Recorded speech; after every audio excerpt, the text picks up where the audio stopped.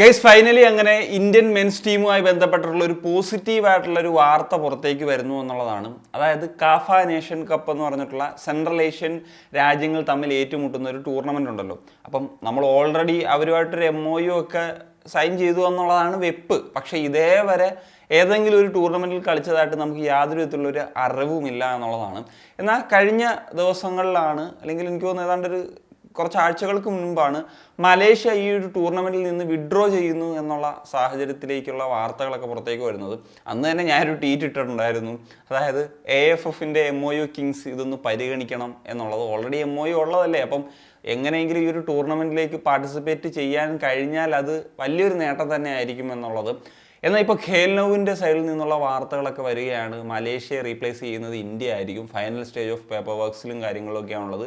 24 to 28 അവേഴ്സിനുള്ളിൽ ഒരു confirmation കാര്യങ്ങളൊക്കെ വരുമെന്നുള്ളതാണ്. അപ്പം ഈ ഒരു ടൂർണമെൻറ്റിൽ പങ്കെടുക്കാൻ സാധിച്ചു കഴിഞ്ഞാൽ ഒരുപാട് നല്ല നേഷൻസ് പങ്കെടുക്കുന്ന ഒരു ടൂർണമെൻറ്റാണ്.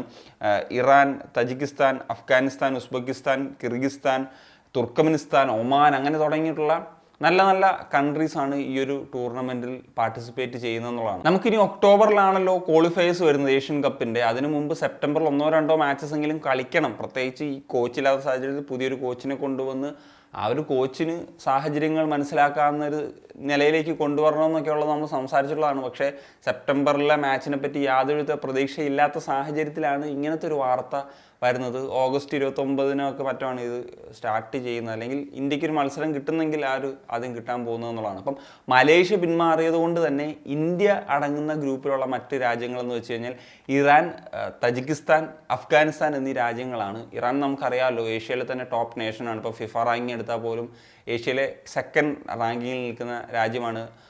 തുടർച്ചയായിട്ട് ലോകകപ്പ് കളിക്കുന്ന ഒരു രാജ്യമാണ് എന്നൊക്കെയുള്ള കാര്യം എടുത്ത് പറയേണ്ടില്ല.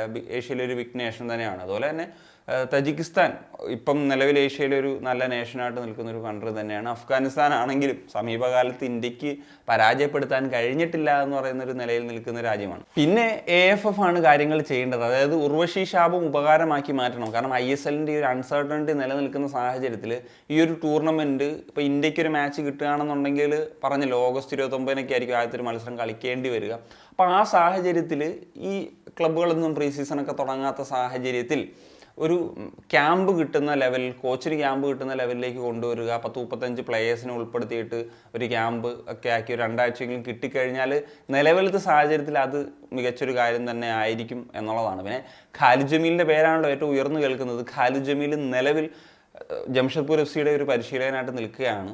അപ്പം ഡ്യൂറൻ കപ്പിൽ അവരുടെ ഒരു പ്രകടനം, അവരെത്ര നാൾ മുന്നോട്ട് പോകുമെന്നൊക്കെ ഉള്ളത് ഇനിയിപ്പം അദ്ദേഹത്തിൻ്റെ വരവിന് ഒരു ഫാക്ടർ ആകുമോ എന്നുള്ളതും നമുക്ക് നോക്കിക്കാണേണ്ട ഒരു കാര്യമാണ്. എന്താണെങ്കിലും നമുക്ക് നോക്കാം, ഇത് സംഭവിക്കട്ടെ. എനിക്ക് തോന്നുന്നു വരുന്ന മണിക്കൂറുകളിൽ തന്നെ ഒരു കൺഫർമേഷൻ വരുമെന്ന് പ്രതീക്ഷിക്കാം.